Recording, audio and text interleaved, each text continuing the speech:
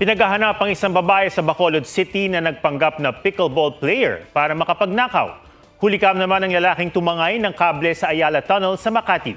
May spot report si Ian Cruz. Naglakad sa gilid ng Ayala Tunnel sa Makati ang lalaking ito gabi ng May 22.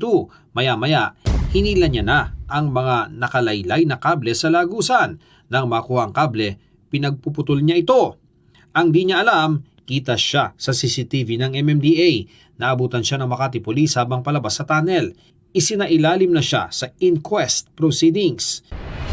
Sa Bacolod City, bumaba sa hagdan ng isang court ang babaeng yan na naka-sportswear.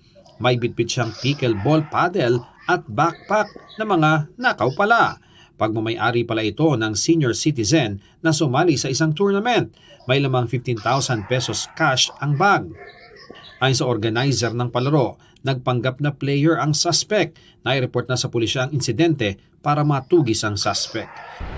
Madaling araw ng May 11 ang makuna ng dalawang lalaking ito na pinuntirya ang mga street lights sa Iloilo.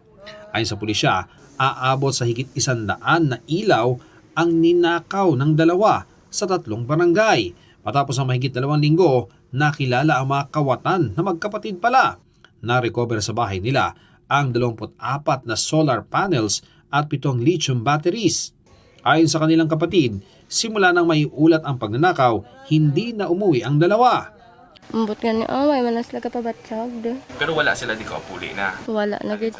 Sinampahan na ng reklamong theft ang magkapatid na patuloy pang tinutugis. Inaalam ang pagkakakilanlan ng isa pa nilang kasabwat. Ian Cruz, GMA News.